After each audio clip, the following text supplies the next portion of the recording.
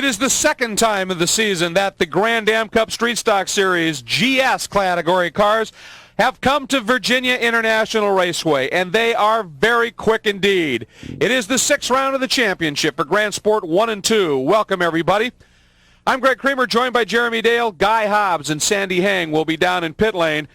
And Jeremy, they may be back to this track for the second time, but the conditions today make it essentially almost a completely different track. Oh, absolutely. It's been wet all day. It's been actually wet for most of the weekend here at VIR. What a phenomenal racetrack it is, but very difficult, very challenging conditions here today for this 250-mile race.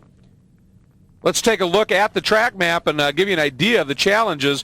Right on the North Carolina-Virginia border, just in Virginia, and it is long and busy. What a phenomenal racetrack. What a driver's racetrack. A little over 2.27 miles, 17 turns, but elevation is key. Couple of good braking zones, but very tough to pass. But from 7, 8, and 9, all the way up the hill to turn 12 at the far end of the racetrack, that's all uphill very, very quick. And then a very long, almost 3/4 of a mile back straightaway down to 14, and then very steeply downhill through 15, 16, and 17 onto the front straightaway, and the drivers really love this place, Greg.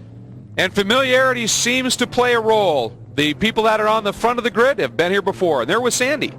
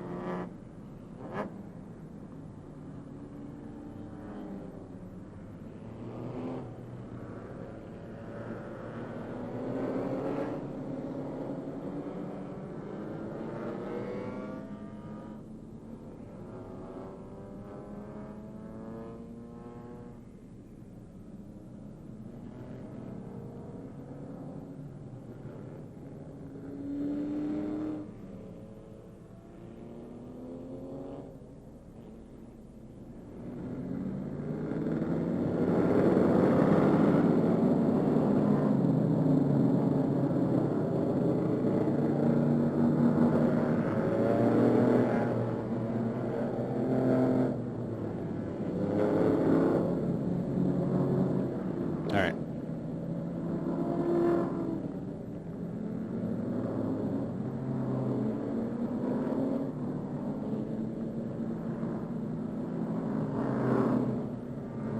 Ooh. That's one of the Speed Source cars.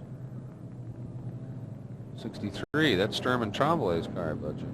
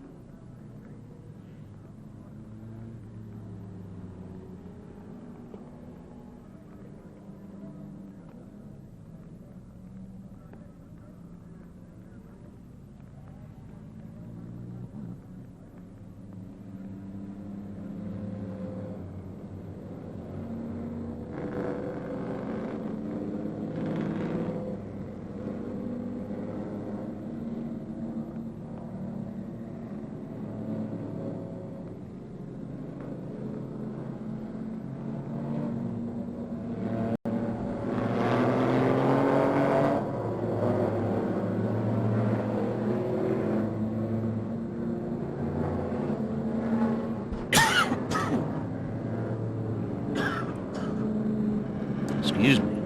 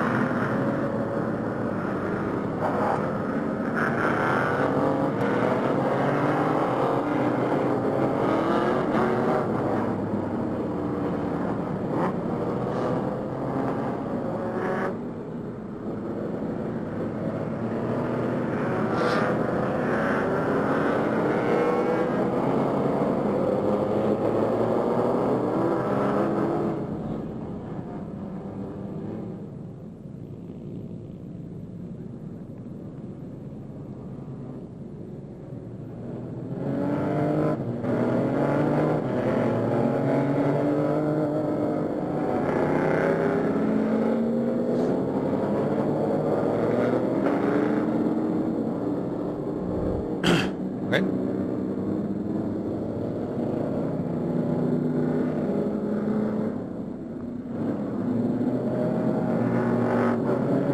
Welcome back to Virginia International Raceway as we are underway with the final pace lap before we start this event. We're going to take you right now to the starting lineup. On the pole, Scott Maxwell. Yeah, I know. I was thinking that. It's not a guy.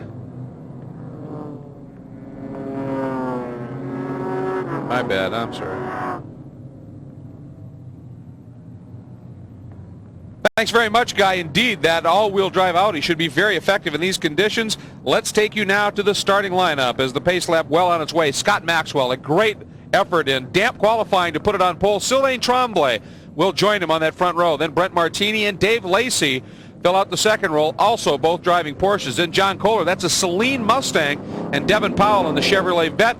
And then Don Istook, that is Pole in the GS2, and then John Sturm in the Porsche fill out the 8th spot on the grid. Then we take a look at our fifth row, Danny Marshall and Joe Donaher, Porsche and Pontiac. Next up will be Mike Bauman and Alan Wartzman, Pontiac and Porsche respectively. Then Mike Weinberg in the Chevy and Dave Shep in the Porsche. John Schreiner will be starting in the points-leading GS2 Ford Mustang, Paul Mears Jr. in the Porsche. Next up, Belinda Andress making her debut in Grand Am Cup racing in the Audi. Then Jimmy Seafuse in the Ford, Kent Jones in the Chevy, and Andrew Copperell in the Pontiac fill out the top 20. 21st will be Mike DeFontis in the Ford, and Emil Asentato second in the points. The number 53 entry, then Peter Sachs and Joe Nonamaker in the Ford and Chevrolet respectively. Now Nonamaker actually will not be starting due to an incident in that car that has kept him out of the race. Howie Liebegood, a crash in practice. They're apparently going to be able to start. Randy Popes making a run in the Grand Am Cup. Michael Levitas in the Porsche. Benoit Teague running in the Acura. Now that car actually qualified second in the class, but have gone to the back for various reasons. And then Terry Borschler and Jep Thornton fill it out. Benoit Teague, that's number 73, also being co-driven by P.D. Cunningham. So a very good lineup there as well. Pace car lights are out. We anticipate going green this time, Jeremy, and they are coming down through the section called the roller coaster. And in the ST race that we saw earlier, this portion of the track proved very, very interesting.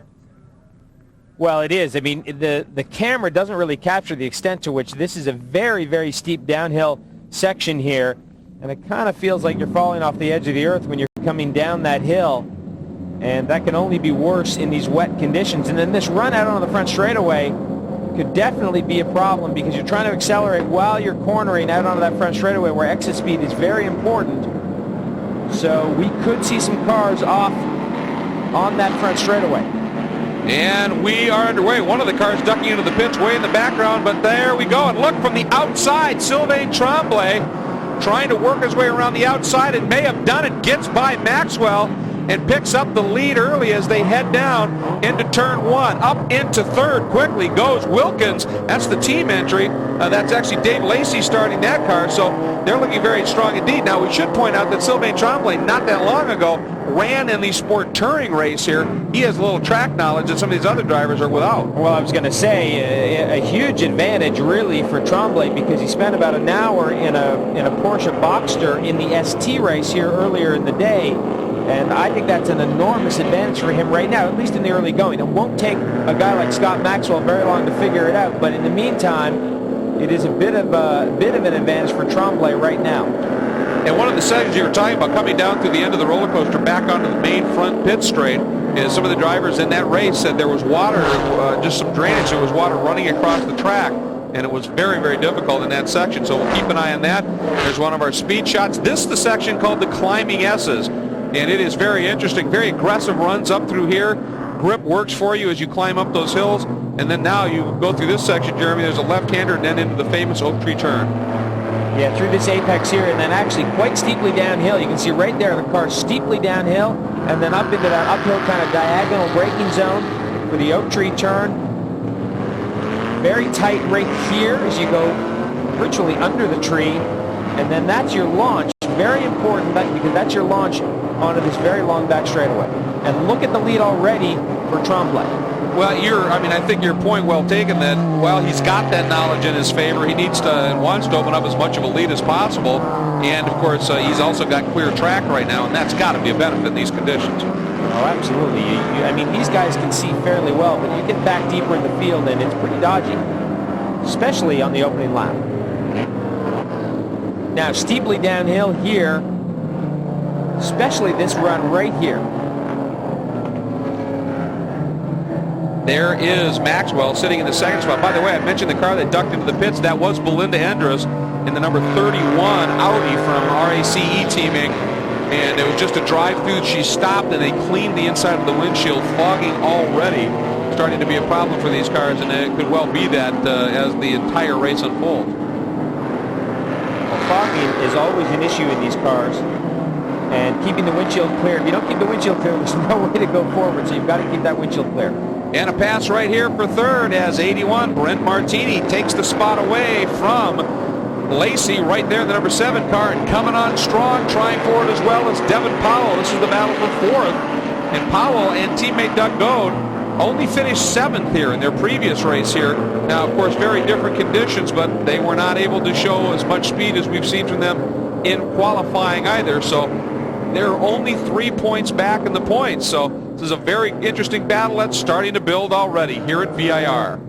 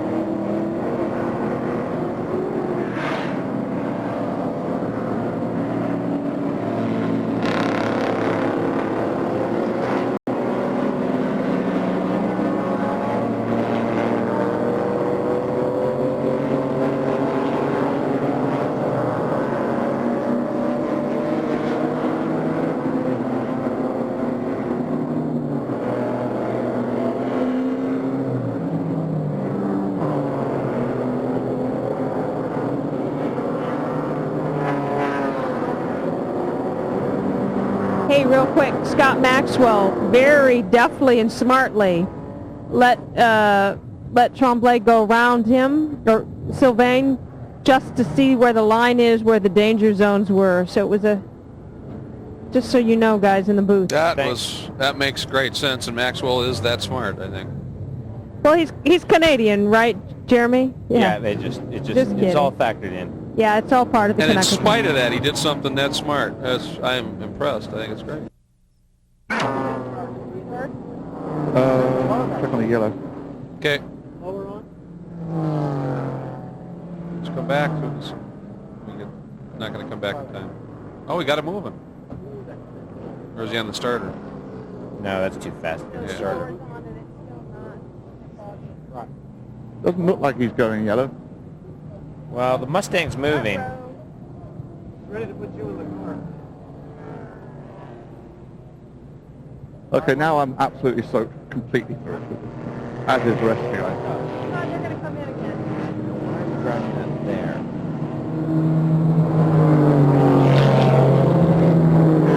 Okay.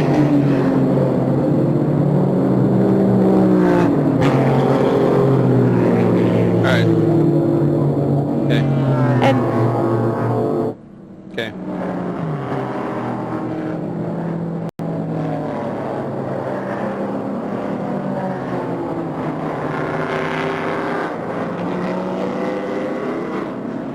We are back at Virginia International Raceway, and there is your new leader, Scott Maxwell, who radioed in at the start when Sylvain Tremblay went around him. We talked about how Tremblay had some experience just a few hours ago racing on the track.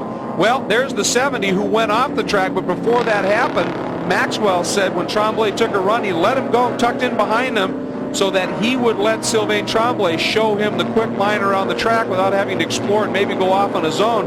Then he hounded Tremblay, and Tremblay, apparently Jeremy put a wheel wrong and dropped a tire off. Scott Maxwell is just that smart. Well, we didn't see how Tremblay got off the road, but certainly he got off the road. He's fallen back now. Look at these top three. There is Maxwell, there is Martini, there is Devin Powell, and those guys have not in any way lost touch with Scott Maxwell. So the top three here very close on the racetrack.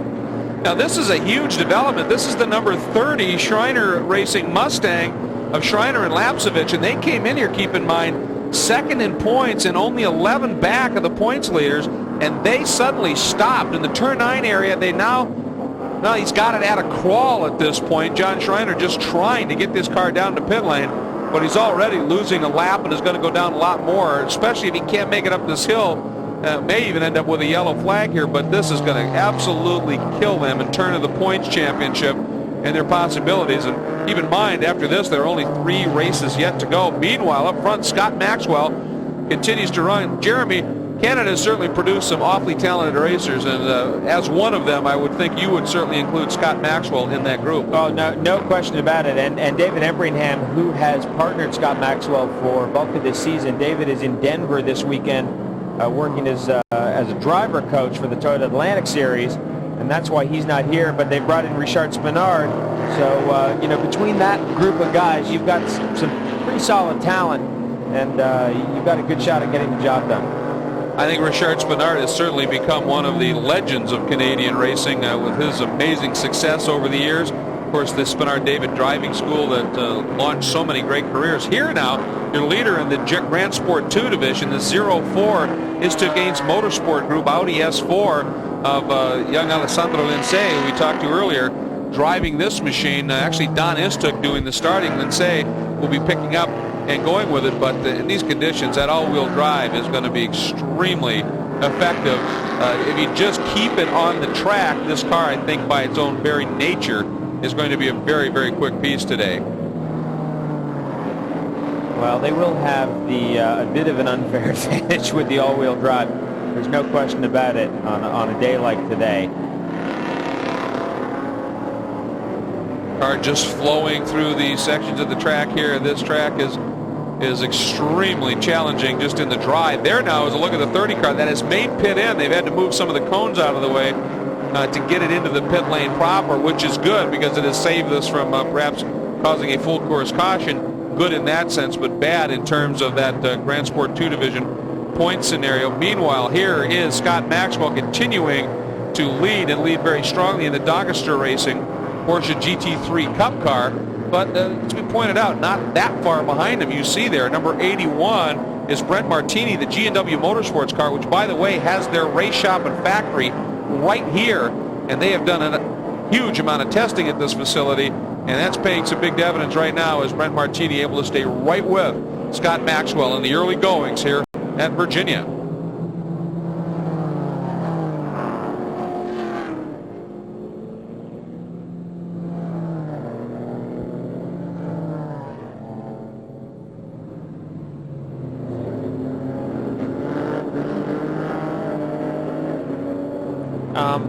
So we're certain that Martini's in that car, because I didn't think Martini was quite this quick. It shows him as, I mean, I'm going by this one. This should be started. What's wrong with the 30 car yet? Okay, have you heard what's... Okay, because we should definitely up.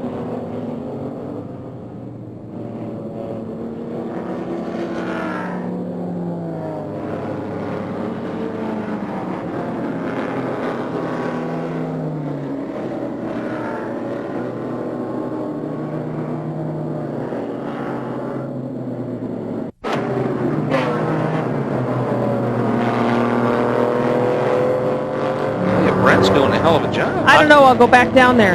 I mean, I really didn't think he was that good a race car driver. It is right by me. I was just talking to Post. There you go.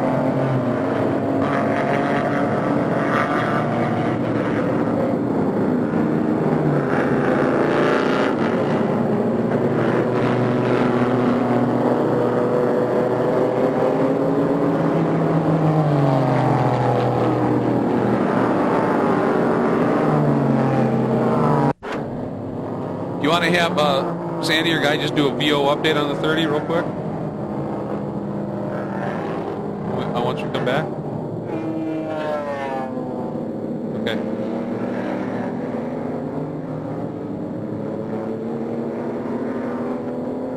Welcome back to Virginia International Raceway, round 7 of the Grand Am Cup Street Stock Series, and it is just a wash. It's really the only way you could put it.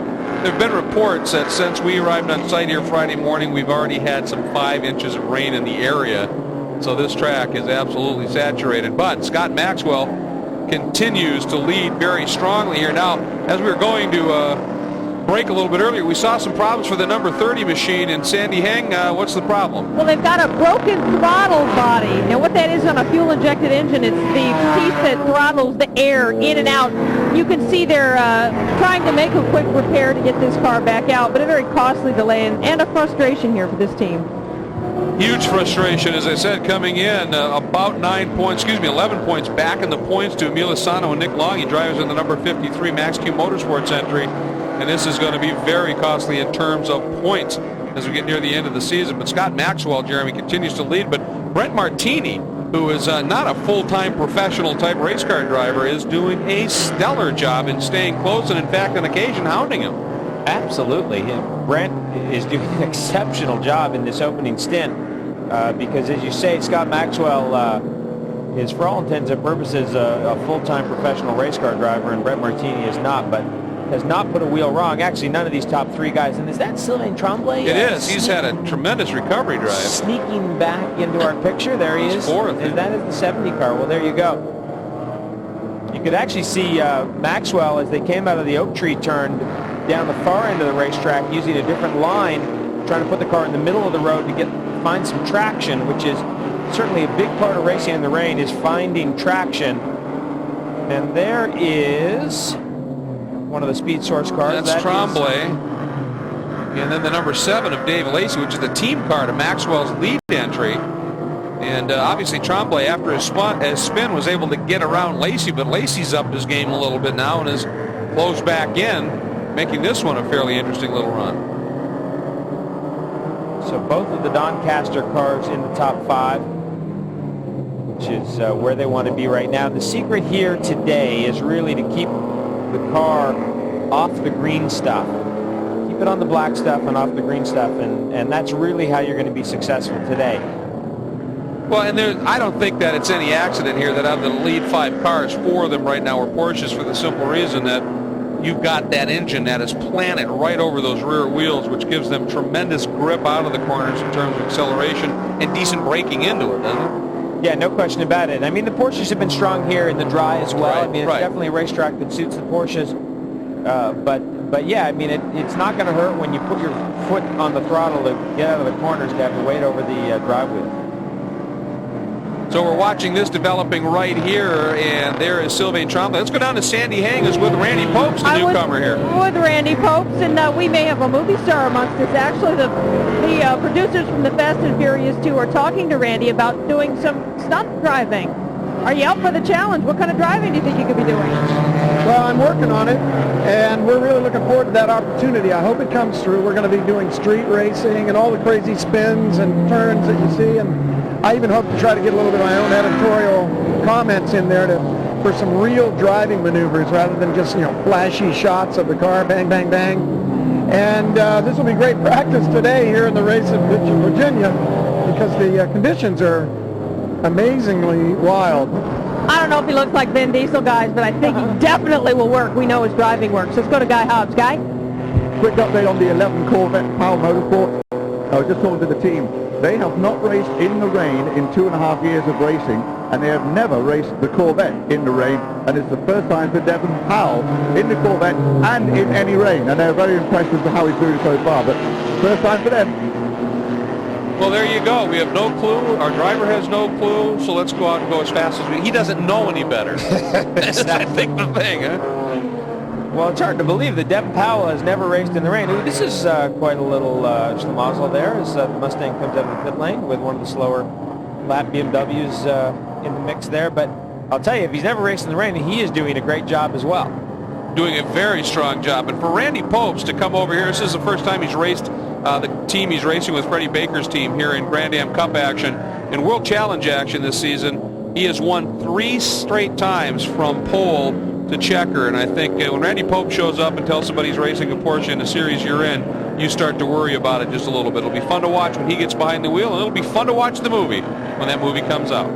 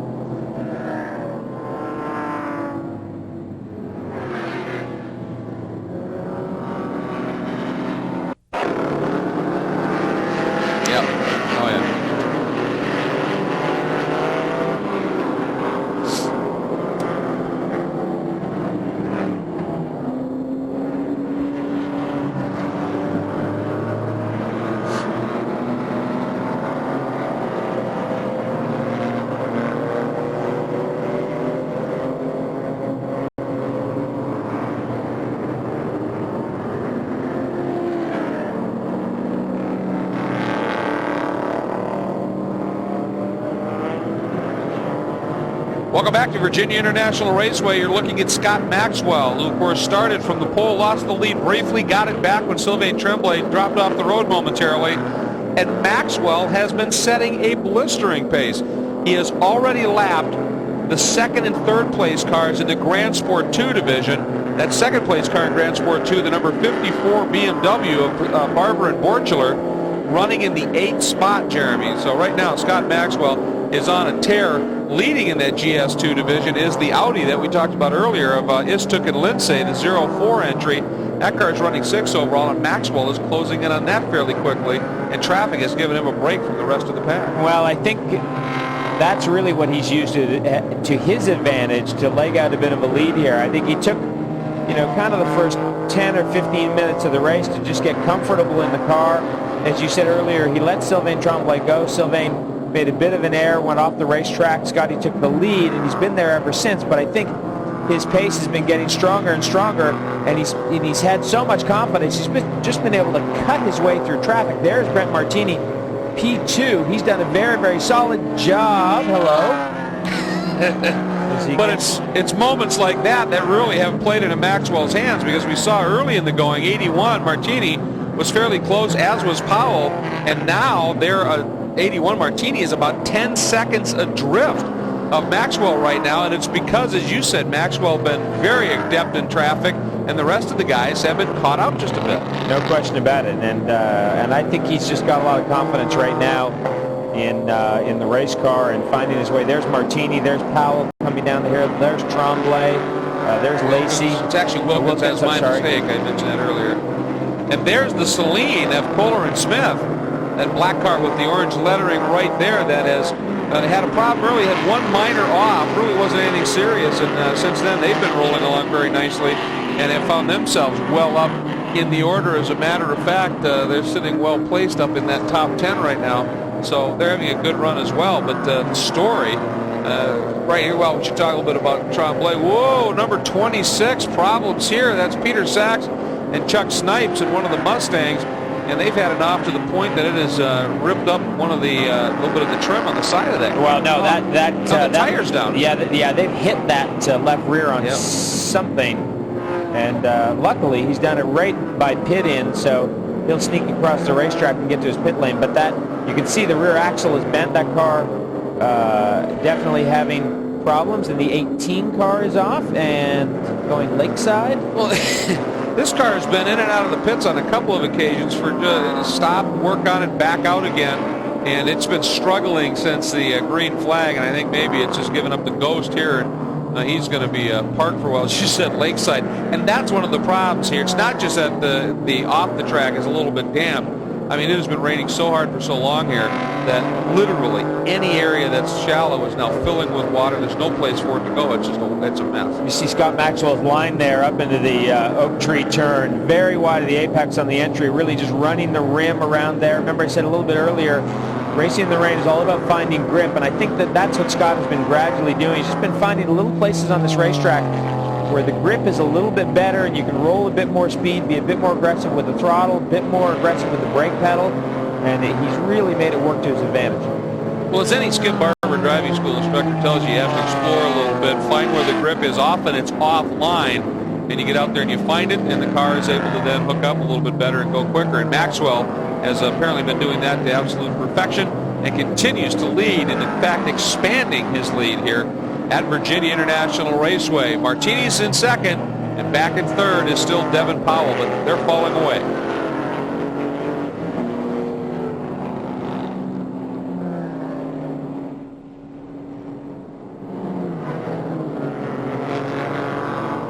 Yeah, that was nice. Actually, well, if we had more time there, I would have said, you know, Spinard better get the job done, or else.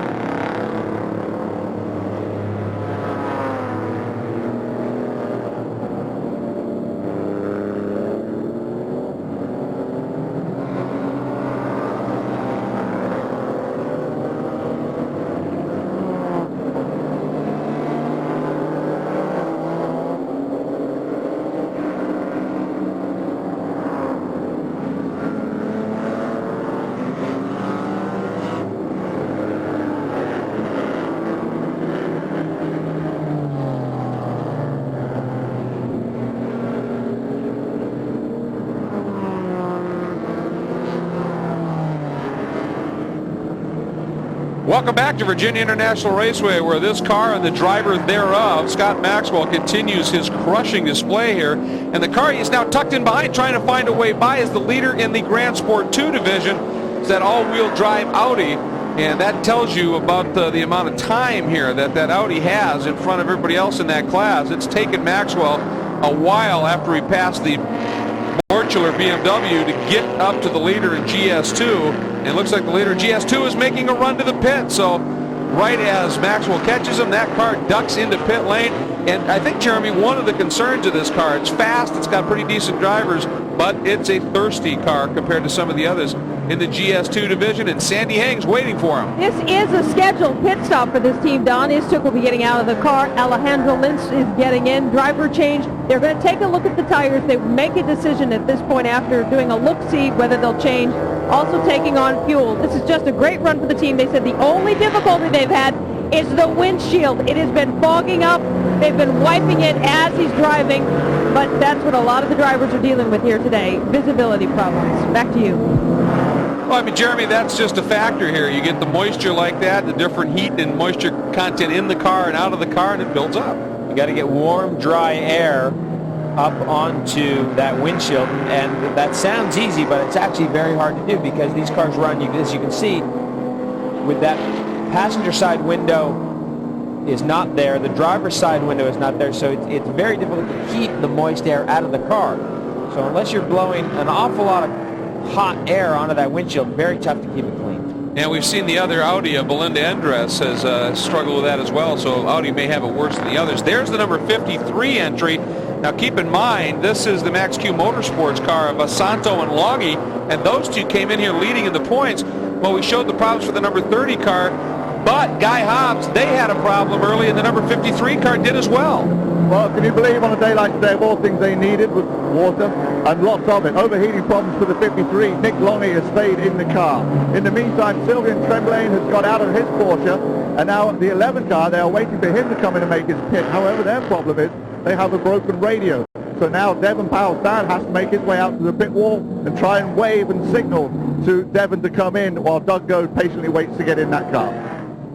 Thanks very much, Guy and Sandy. Interesting developments here, and particularly with this car, the 53 entry of Longy and Asante. Huge implications once again on the points lead in that category. They came in leading Lapsevich and Schreiner, the number 30 car, which is laps down. So remember that Sylvain Tremblay will be getting on board and picking up the race in the number 63 car. He comes in here 5th in points, so that might be an opportunity for Tremblay. Meanwhile, here is the number 11 vet that has had a very strong run. Devon Powell running in 3rd spot, a comfortable 3rd. They've been duking it out on occasion here with a couple cars, but he has been running very strong at this stage. But Jeremy, in these conditions and the like, we talk about fogging on the windshield. If they have to do all of their communicating via pit board and the visibility is bad, that's tough. Well, you could see there as he was going by the pit lane, he had a car on his right, so there's no way he would have seen his father, John Powell, who we understand is the one that's been sent out to try and wave him in. We don't even know if they have a pit board, because a lot of these teams really do rely on radios. They don't even have a proper pit board. So without a proper pit board, and especially without being in the habit of looking over and seeing a pit board, and you notice when you watch Formula One races, they all use pit boards, even though they have radios. And they do that because it's their default position. So if the radio goes bad, you're used to using the pit board. But if you rely on that radio 100%, you don't have a backup plan, it can be a real problem. And of course, big wiggle there by Powell too as he's trying to work through some traffic. You've also got, aside from those problems, you've got an A-pillar there you're looking through, and you've got windshield wipers and roll bars and cages, so it's a little bit more difficult deal. Oh, this is a tough place to try it, but the car he was passing, I believe the number 83, Firebird, saw him coming at the last second and let him through.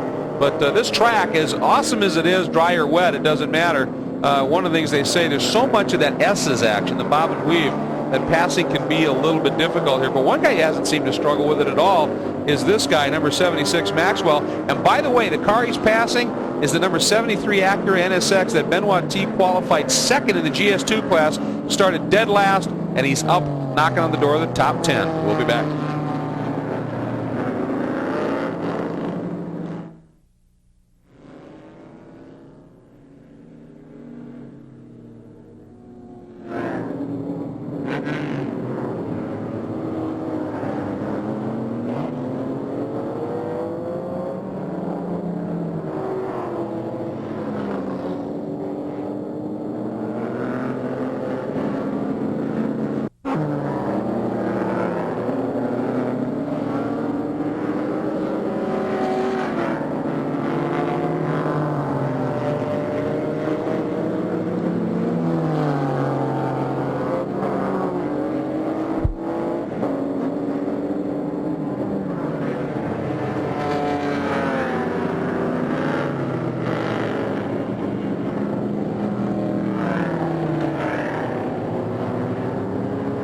Welcome back to Virginia International Raceway, everybody, and it is still raining. In fact, it is picking up once again here, and we are seeing some of the dry line on the track that was, not dry line I shouldn't say, but you can actually see a little bit of a groove in the water starting to develop, is pretty much gone right now. We have also had a couple of pit stops have unfolded, and most notably, our overall race leader, Scott Maxwell, brought it in, turned it over to his co-driver, Richard Spinard, and he is with Sandy Heng.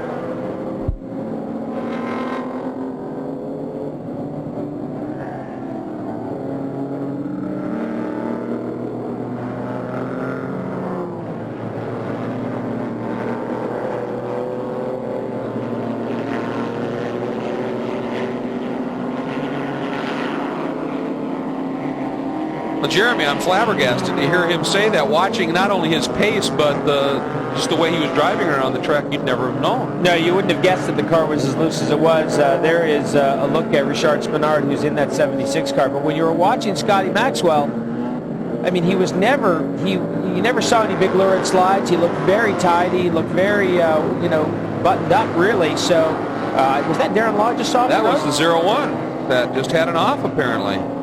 Flash by. There is Court Wagner now in the 81 car and on the road out ahead of Spinard. So on that exchange with the pit stops, the 81 car able to get out in front of the 76. And I think the 11 car, the Corvette with Doug Goat, is between them. Well, we were talking about the fact that Martini was right there and had a brilliant drive, and it closed up and up, and as it turned out, it all turned on the speed of the pit stop. And apparently, Brent Martini doing the job. He's with Guy Hobbs.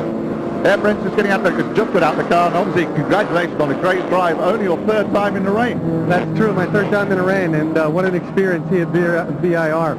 Just want to say thanks to the G&W team for such a great, this is a home event for us. We got first and third at the moment, so we're really excited. Cole and the team put together a great car. It's a track you certainly know well, but it's also a track that's absolutely full of debris, mud, and no apex. Is that right? That's very true. There's water everywhere. There's mud in all the places you'd normally go. And even the straightaways have puddles that can throw the car sideways at a moment's notice. All right, well, Port's in the car now. Hopefully he'll bring it on home in the lead, taking over the lead with that pit stop. Just another quick update on the 70 car. They've lost their windshield, so they've just taken it off. They've given up on that one.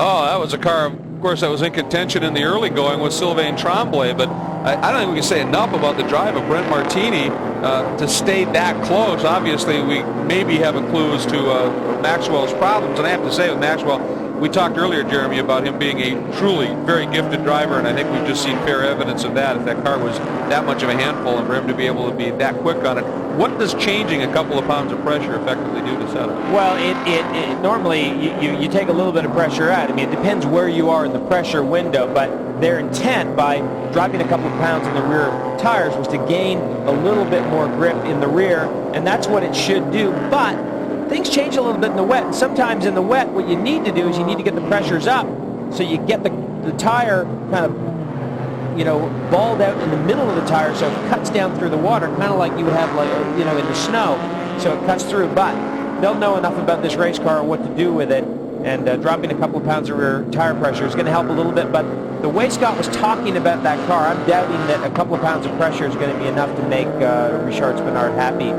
with that portion. The idea is, I mean, it's like softening up the rear suspension in essence, but as you said, if you start to get that to be concave and you start to lose contact, that it goes the other way on you. Well, it depends where you are in the window, but and I think for all these teams, there's been a lack of running in wet weather, and especially here, and so they're all certainly getting their education today. I would say, what a great drive they put together. Court Wagner now behind the wheel of this 81 entry from G&W Motorsports. And Darren Law, after that early changeover from the driver who started his car, Danny Marshall, to Law had put in this an absolutely brilliant drive. But his whole success package, I would think, would have turned on needing to get in. He was going to stay in the car, I'm sure, get fueled in and get back out again. But if that, in fact, was Darren we saw off at the edge of the track, that could have totally spoiled that program. And now the question is after most of the leaders have done their exchanges right now, is what is Spinard going to be able to do? Now, of course, you can never discount the number 11 Corvette And is that Spinard who's closing on that 11 vet? Now this will be the battle for second spot. So Guy Hobbs, right now, that that vet is under attack. The vet is under attack, but how about this? When they made their pit stop, they actually changed tyres, which I haven't seen many other teams do. So I asked them why they did. They said they had time to do it, and they reckon that those new tyres will give them about a second a lap for about 15 laps after that pit stop where they changed drivers as well, with Doug Goad now in that. And along with doggy tyres, the 66 Porsche in the last 5 laps cut 2 tyres and had to come in twice. So they're having tyre problems as far as they're concerned. Well, Guy and Jeremy, one almost wonders as we watch this green battle for second, if you're lowering pressures to try and get somewhere and you get to a point where you're outside of that window you talked about and you're underinflating, that can make those tires awfully suspect. But right now, Spinard has the bit between his teeth and is going after Doug Goad and going after him big time. But I tell you, Doug Goad, an awfully experienced driver as well. Yeah, well, I mean, you heard Richard Spinard say at the top of the show, well, I haven't raced in a while, you know, Richard Spinard is a guy that's got racing in his blood. He's been doing it an awfully long time, and it won't take him too long. As a matter of fact, he ran in these cars a few years ago quite extensively in these Porsches, so he's pretty comfortable in these cars. So right now, he is trying to run down Doug Goad. Goad running with a fresher set of tires. It looks as though as Spinard caught him a little bit, but Goad now starting to draw away. But up front, that brilliant drive by Brent Martini, and now Court Wagner behind the wheel has that car, the number 81 G&W Motorsports Porsche, clear of this great battle for second here at Virginia.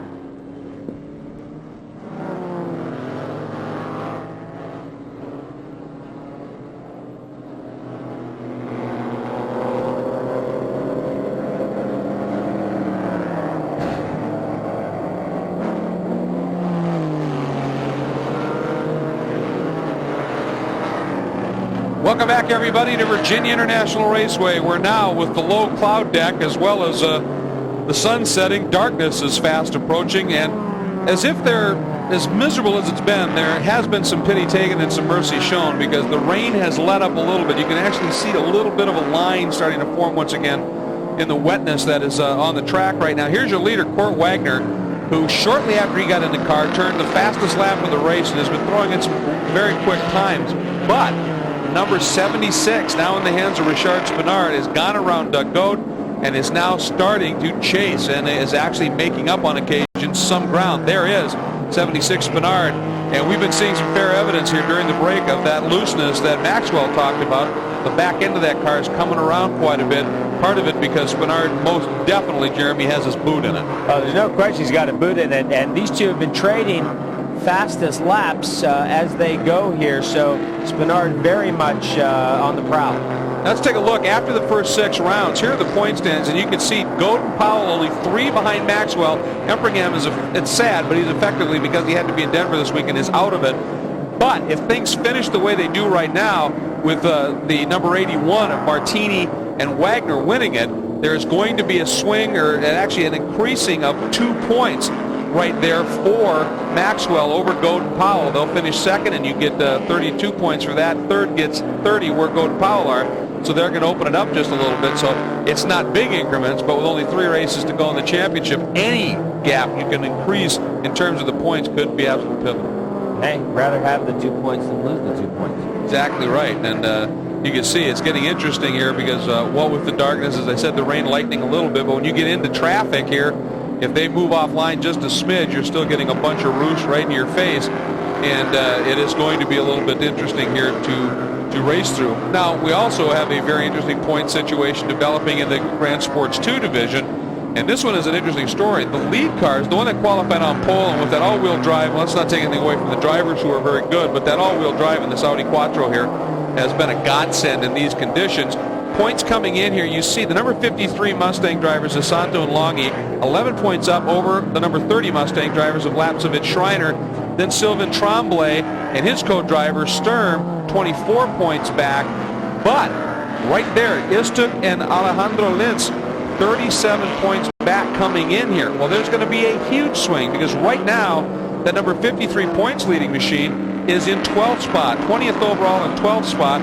The 30 car is 22nd overall, 14th in class. The 63 is dead last. Didn't even get a lap in. You remember, as we documented, that car stopped on the pace lap. So with this 04 Audi going to the lead, coming in here, as we pointed out, some 37 points back. When they get done, they'll jump to third spot, only 21 points back and only 8 behind second. So they are joining this championship if they can hang on for the win here.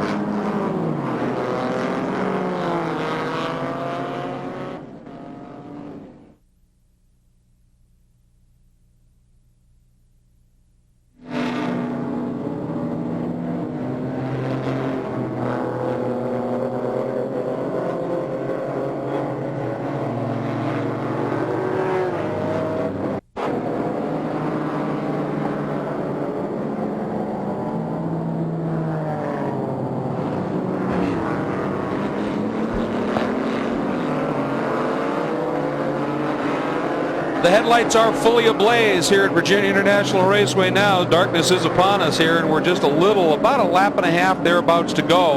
And there's your leader just making a pass. That is Kurt Wagner, the number 81 G&W Motorsports Porsche. Now keep in mind, this is G&W's home track, the Virginia International Raceway Raceplex, which is the Motorsports Industrial Park here. G&W is one of the tenants there, and this is their home track. They test here, but neither Wagner nor Brent Martini live here. This is not a track they have a lot of experience on, and you don't often test when the conditions are as abysmal as this. And Jeremy, there's no doubt these two drivers, Martini in particular, considering he's not a full-out pro like the other drivers are, I think he had a career day. Well, it's been a great day, and right now Kurt Wagner sitting on roughly a 12-second lead over Richard Spinard in the Doncaster Porsche, who, by the way, has been giving chase in a big way. As a matter of fact, these guys have been trading fastest laps, lap in and lap out, and Spinard continues to lower the bar or raise the bar, or whatever way you want to look at it. Lower the time and raise the bar. Yeah. Lower the time, raise the bar. But Kurt Wagner's done a very, very solid professional job here, and it looks like this is going to be his day. Well, Wagner took over the reins from Martini and promptly within a few laps turned a fast lap. There's the crew. They are excited. They smell the possibility here of winning one at home. There's nothing sweeter than winning one at home. Martini, that opening stint is just so strong. Wagner coming on and doing the job. But let's not forget Scott Maxwell in that oversteering car, just pure brilliance in his first stint as we are now on the last lap. And then now Spinard, even with that slight adjustment in tire pressures, that car is loose. It's bad loose. You can see it. It's out all over. And yet Spinard is hanging it out in these conditions and putting in a brilliant chase. Here is your leader in the GS2, the Grand Sport 2 division, coming up to pick up the white flag. Now Alejandro Linz, who has had a very strong run since he took over from starting driver Don Istuk. They have a big, big lead in class, but I want to make sure I get this in. Maybe the drive of the race comes from the car second in this class. Remember, this car, the Audi all-wheel drive, and is ideally suited to these conditions, but the number 73 Acura NSX started by a very strong driver in his own right, Benoit Teague, and now P.D. Cunningham behind the wheels. Qualified second, got put to the back for a little technical pre-race issue, not a major deal. And they have augured their way up to second in the Grand Sports class, Grand Sports 2 class, with a really brilliant drive here. Yeah, very, very impressive from those guys. I don't think anyone doubted that the Audi was the car that was going to be the favorite to win the class, especially on a day like today if it stayed reliable. But yeah, hats off to the guys in the NSX. They've done a great job. There is the final time out from under the oak tree down the back straightaway for Kurt Wagner in his number 81 G&W Porsche. And I'll tell you, folks, it is a lot darker out there than it looks right now. Our cameras do a brilliant job to bring the light up, what little light is there, but for all intents and purposes, it is dark out there. And this place would be quite a place in the dark, especially in the rain. And as we talked about, where we started to see that little bit of a groove building out there, Jeremy, it's gone again. The rain has picked up, and this will be mercifully for some folks over here in short order. Kurt Wagner, of course, would like to be over right now, and he's only got to get through a couple of corners, and he's going to bring a win to the hometown gang here. G&W Motorsports based right here. Wagner, last time out of the roller coaster. through the final corner, 17 onto the front straight. The crew goes to the wall, and they are going to be ecstatic. Martini, Wagner, and G&W Motorsports, a brilliant performance here at VIR at home. And there they are, celebrating as well they should.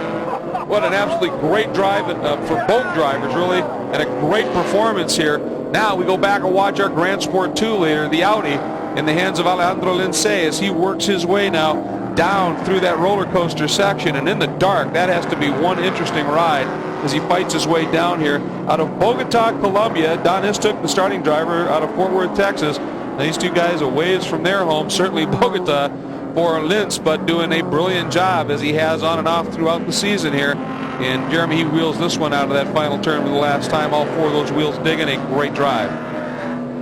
Yeah, nice job for these guys today. As I said, I don't think anyone doubted that if this car stayed reliable today, it was going to be tough to beat, but they've done a solid job. They've kept it on the pavement, which is critical, you know, as our winning team did in GS for Wagner and Brent Martini. They kept it on the pavement today, and that's really key to winning these races in conditions like this. I have to admit, it's been an awful lot of fun, though, watching Richard Spinard, who admitted earlier he hasn't raced for a little while. He did just a couple years ago, was very active in this type of this series, actually, but he hasn't been behind the wheel competitively for a bit. You would never know it the way he was throwing that car around trying to run down the winner. But today it is the day for G&W Motorsports and for the Istook Motorsports Audi here in Grand Sports 1 and 2, and we'll visit with the winners when we come back.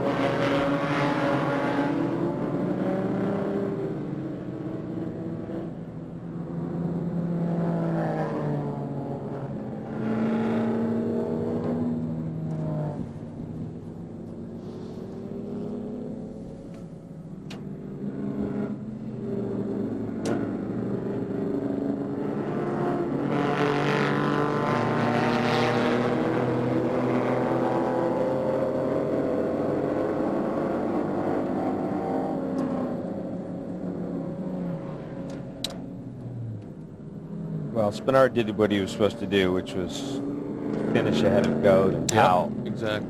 So, solid job.